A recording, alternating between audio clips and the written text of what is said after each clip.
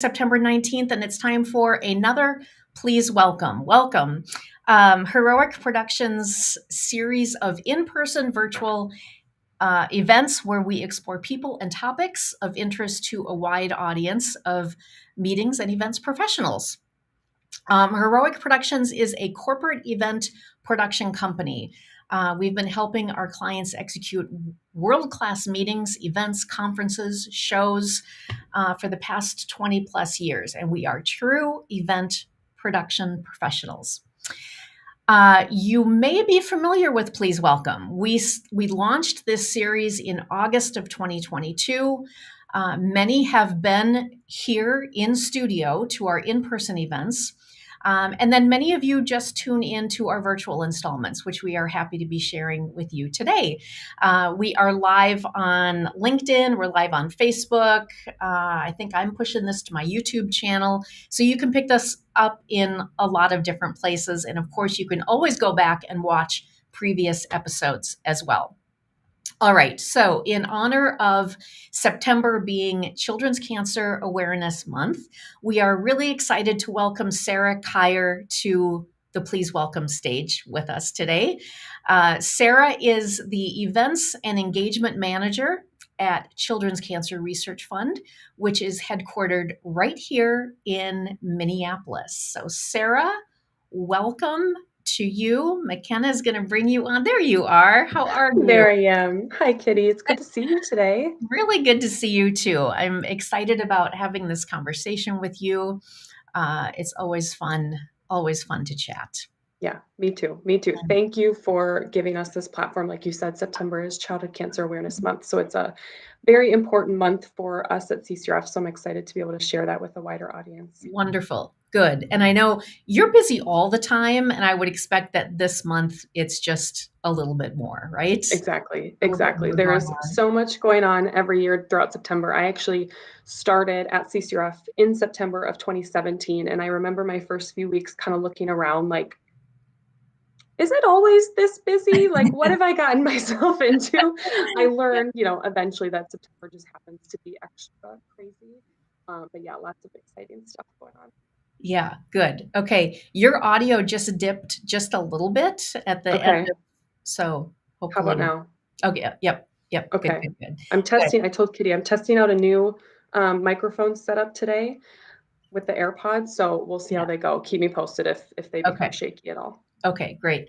Good. And as we get started here also, and I think that McKenna has dropped into the chat, for those of you who are tuning in, let us know that you're here. Again, we are streaming this to multiple channels. So wherever you happen to be catching this, please say hello. Let us know that you're here. Let us know where you're tuning in from. And if you have any questions for Sarah, please pop those into chat and we will try to get those in front of her for part of the conversation.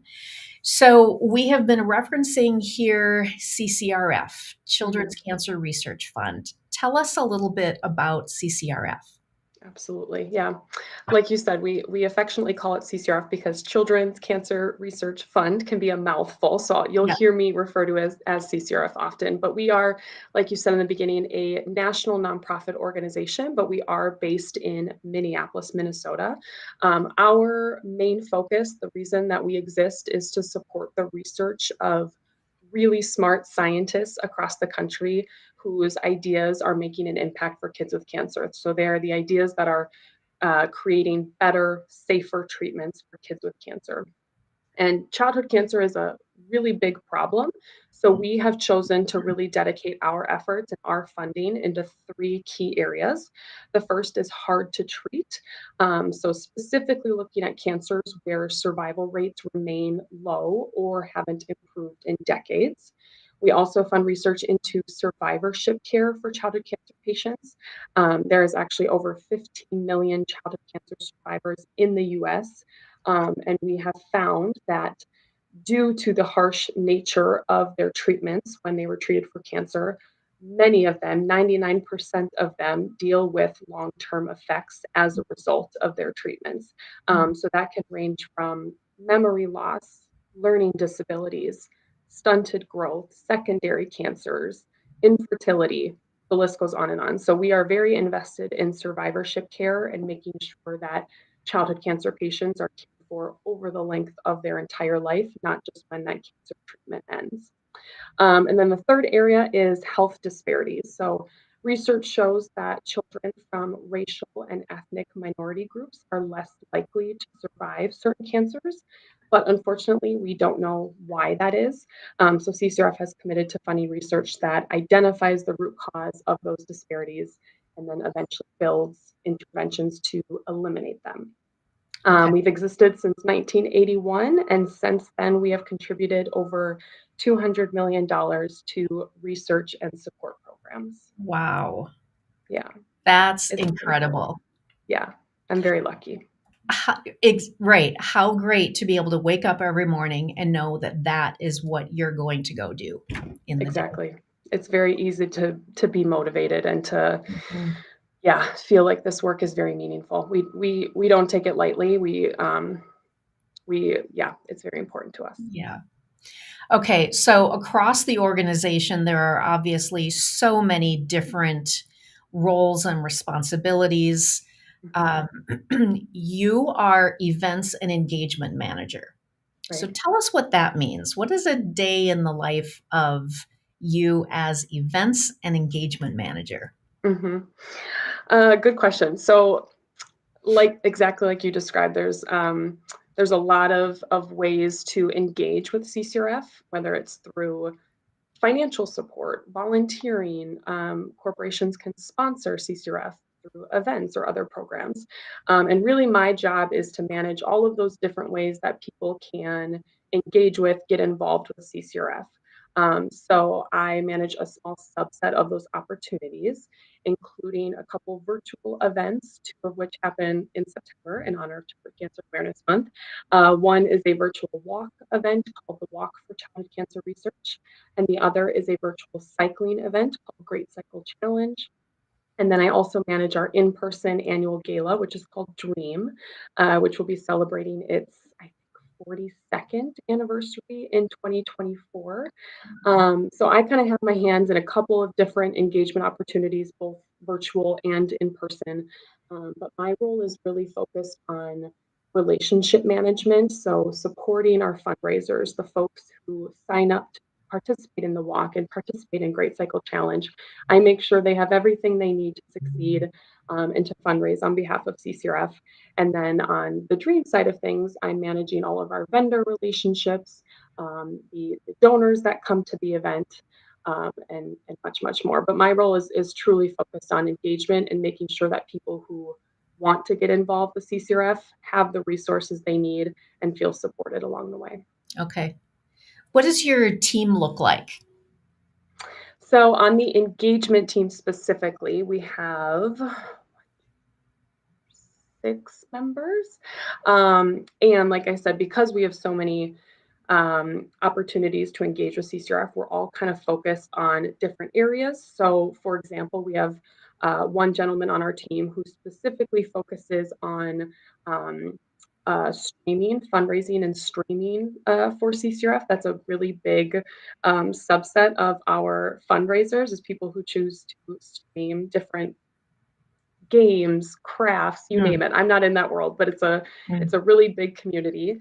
We have folks who are focused specifically on what's called our DIY fundraisers. So they're the people who choose to set up their own bake sale, their own 5K run, their own kickball tournament, all of which benefit CCRF.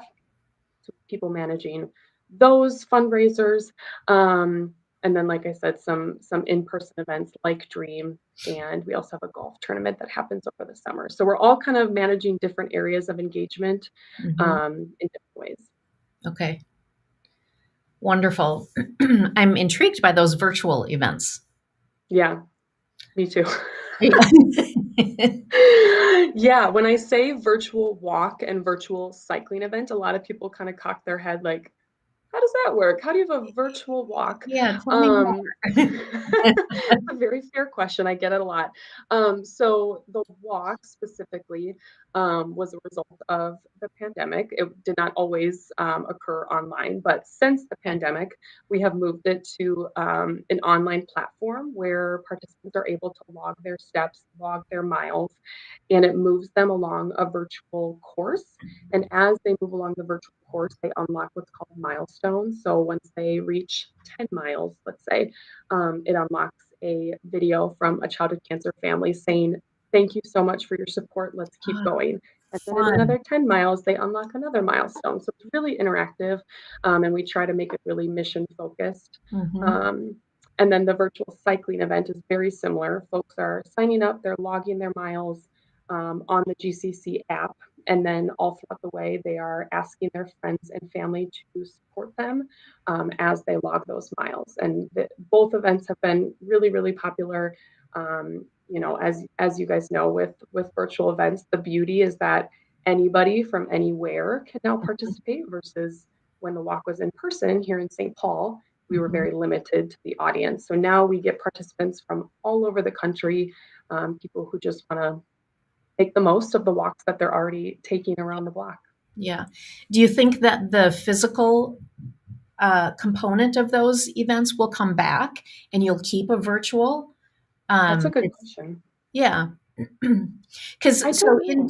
in general, when we have this conversation with our clients and Hmm. others in the event industry, once in person was back, it's back Hmm. in a big way, right? Like Yeah. when you guys were ready to do Dream again, we're like, all right, we're back. Yeah. Um, and and so virtual really took a back seat. I've always expected that virtual will kind of creep back in again as Hmm. an additional component to a physical Mm, experience. So yeah. it's interesting to me to hear that the physical of that particular event hasn't come back. Yeah, yeah, that is a very fair question. The cycling event in particular, Great Cycle Challenge, has actually always been virtual. So thankfully, we didn't have to make any big changes to that Mhm. program in 2020. The walk specifically, the it's so hard to beat the accessibility that the virtual format allows. Yeah. I love that we can have people from all over the country joining in on the event. And again, Mhm. obviously, that's something we couldn't manage before. Yeah. So I love that it gives um, our mission a bigger platform, Mhm. so it's going to be hard to convince me otherwise. And Yeah. thankfully, a lot of our really passionate teams still choose to get together in person. Just Mhm. this past weekend, one of our longtime teams, I think they've truly been with the event since the beginning, um, had a team gathering at, I think, Lake Phelan in right here in St. Paul. So some of our teams still choose to kind of create their own Yeah. pseudo team event in person. But I think the virtual platform is here to stay for the long Yeah. run. Yeah. Wonderful. And you're right. I think the main benefit is that it makes the audience that much bigger and Exactly. and more inclusive. So, Exactly. yeah. So Hmm. again, a lot of the people that are tuning in with us today, and just in general, and consuming this content, please welcome content. These are meeting and event professionals, so we're always wanting to share. What are other people in the industry doing? Hmm. What do these titles mean? What do people need to know about your work, about this work Hmm. that you do at CCRF in the role that Yeah. you're Yeah. in? I would say I think of myself, I always say I really think of myself as a fundraiser first and an event planner second. Okay. I came to CCRF because I am really passionate about nonprofit work. I wanted work that was very mission forward.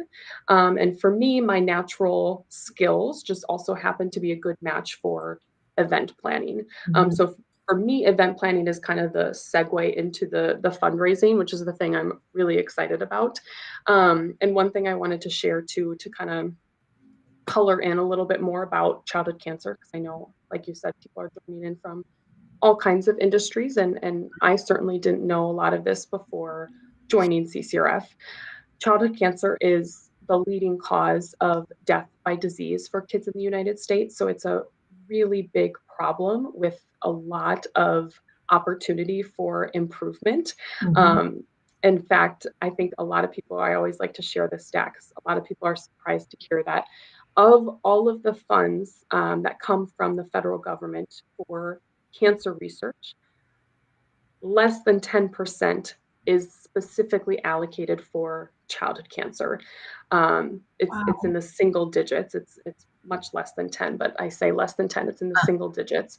Wow. So it's really not an exaggeration to say that new, better, safer treatments for childhood cancer are really always going to start with private philanthropic support Mhm. through organizations like CCRF. So the fundraising we do is so critical for moving that needle because that the big funding sources just don't exist elsewhere.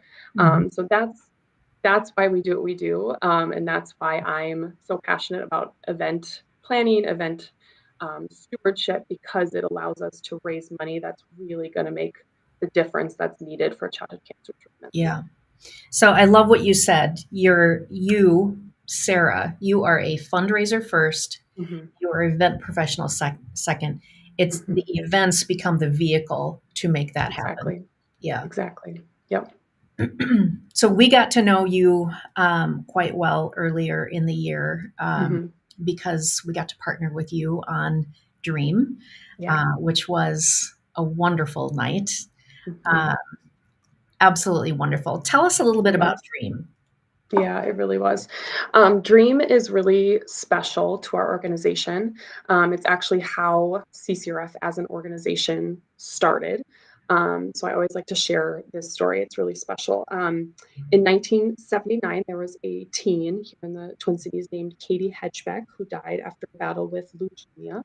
But before Katie died, she asked that the money she had been saving for a new bike be donated to what was then a small fund at the University of Minnesota called Children's Cancer Research Fund. So her parents did that, and then they decided they wanted to do more and be able to donate even more to that fund. So they decided to organize the first benefit gala that raised $50,000 in its first year in 1981, which was a huge amount of money in 1981. Yeah. And the event continued to grow year over year, eventually requiring full time staff members. And the organization has now grown to what it is today. Like I said, a national organization. We have think we're pushing 45, if we're not over 45 staff members.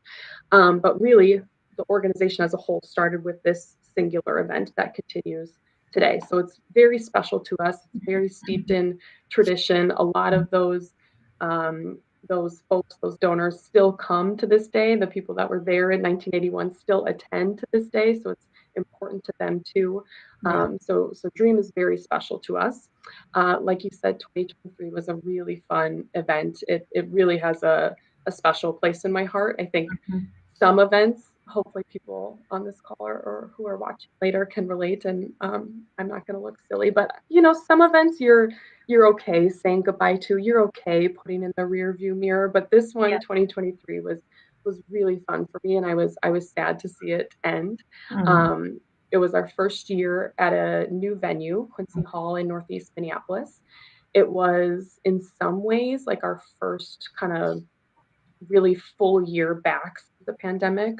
We had Mhm. had an event in 2022, but we still had some lingering restrictions around testing and around vaccination records and all those things. But this was the first year we felt like we were really back in full force since the pandemic, and it you could really feel that energy in the room. I think people were excited to be back. There was just a certain vibe in the room that I haven't felt since pre-pandemic. So Yeah. I was very happy to be back. Yeah. Yeah. Quincy is such a beautiful venue. Yeah, it is. It really is. Very versatile. Yes. Hmm. Eric Perkins was your MC. Yeah, Uh, he was great. he was great and fabulous auctioneer. Hmm. So it was a wonderful evening, beautiful Yeah. dinner, live auction. all of that, and really impactful stories. Yeah, And that's it's those stories that needed to come out that evening, exactly. which can be hard to hear. Exactly. Yeah, I'm really glad you said that because one of the things I should have shared, one of the things that we changed for 2023 is we really made a conscious decision early on in the planning process that we wanted Dream in 2023 to really scale back on the activations, the kind of clutter in the room, so to speak. Mm-hmm. For many years past, Dream had resembled what most of us know as a fundraising gala with a silent auction, maybe a raffle, maybe a wine pull, some sort of game, live auction, paddle race, fun and need. There's so many opportunities usually on site at these events to participate, to give, which is wonderful, but it can create a lot of um, clutter. It's asking your audience to divide their attention in so many different ways when they walk in the room. Yeah. And we decided early on that we really wanted the mission to be at the forefront of every moment at that event, and we wanted to really scale back on those activations so that the mission, the stories could come through as clearly as possible, and that their focus could really be where we wanted it to be, which is on those stories. Yeah. Yeah, it is, it's easy for over time, all of a sudden you've got too many things going on, Hmm. and you need to be able to see that and say, all right, let's pull some things back and streamline a Right, little bit for a little bit more focus. right. So this is an event that you do every year. It's a Hmm. very important event, obviously. Hmm. I and so you're always recreating this Yeah, event. I mean, there are certain traditions, as you noted. right. So as you begin to prepare for the next one, what's top of mind? Where do you start? Yeah. Yeah, you said it best. It's for an annual event like Dream and for an event like Dream that has been around for so many years, it is important to keep it fresh and feeling new every year, so that attendees have a reason to come back the next year so that they're not feeling like they're just attending the same event year over year. Mhm. So for us, we typically start with identifying the research priority for the year. So in other words, we start with identifying where the money will actually go when the event is over. So for 2023 specifically, that was brain tumor research at the University of Minnesota. That was the area in which we felt like there was the greatest area of opportunity, the greatest potential in research at the moment. So that's what we decided for 2023. And from there, we typically identify a childhood cancer family to feature, their story to feature related to that disease type. So typically, it's a family near or close to the Twin Cities, who can share their story with that audience about their encounter, their experience with that specific disease type. Again, in 2023, that was brain tumors. And then once we have the research priority identified, we have the family confirmed. Those pieces really educate and flow into all of the other decisions we make, all of the other event branding and design choices, the core messaging for the program, the event experience, and the activations that we want to offer, like I talked about. But really having those mission pieces as our ground floor that we base everything else off of is very important to us, so Mhm. that, like I said, the mission is really at the core of the event experience from the beginning. Yeah. So how many people are typically in the room for Dream? I would say average is like 450. Hmm. Okay. So when you're thinking about, and this is maybe just a general question Mhm, with in regard to events in general, mhm, um, it's it's become harder and hard. It's become more challenging mhm. over the years to engage people. Yeah.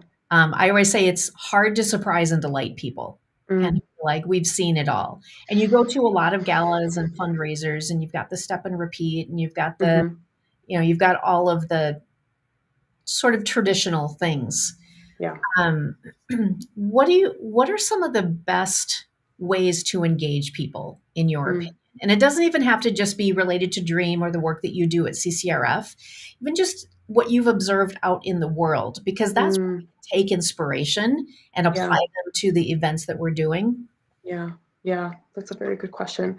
I think specifically for Dream and specifically for CCRF, one of our strengths, one of the things we hold near and dear to the organization and to all of our events, is really authentic storytelling. So, like I said, we typically have a featured childhood cancer family share their story that evening, sometimes even come on stage and do a live appeal, which is very powerful.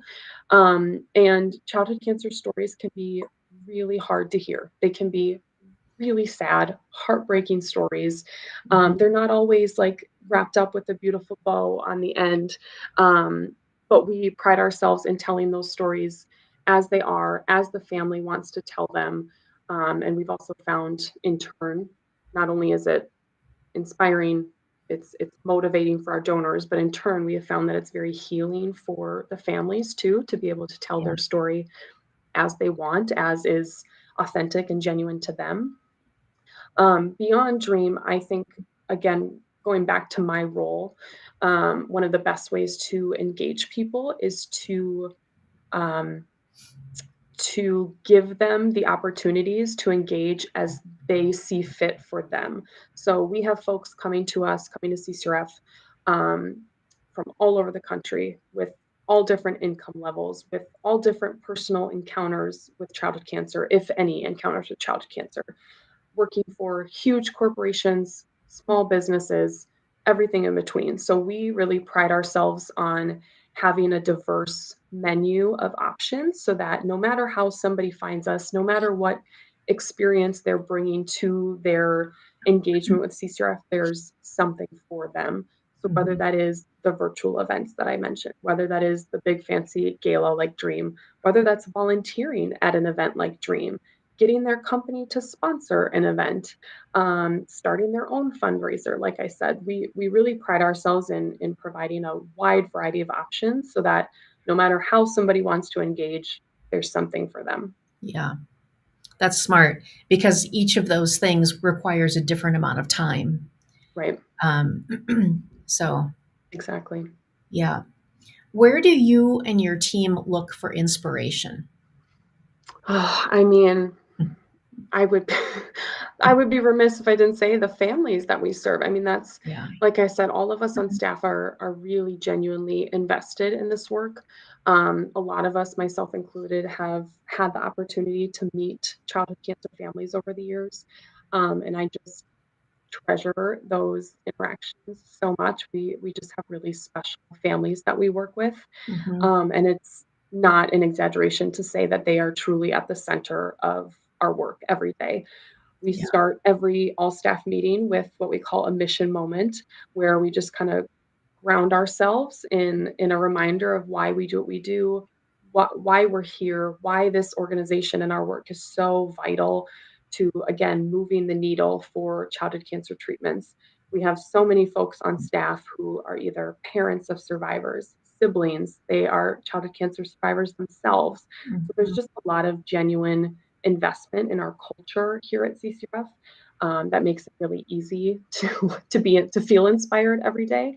Yeah. And then I would also say personally, I am also endlessly inspired by what other great organizations are doing and how they're engaging their communities and their supporters. I Mhm. actually just got back last week from a conference in Nashville, specifically for event fundraisers like myself. Okay. And just, I walked away with so many creative ideas from folks all over the country who are doing amazing things and raising a Mm, lot of money mm. for important causes. And I just love hearing ideas about how other organizations are running their events and engaging their communities, because people are very creative. Oh, wow. I bet that was great. Yeah, it was very fun. We It was should a good have you conference. would, do you like to write? We should have you write a guest blog for our newsletter. I That would would love to.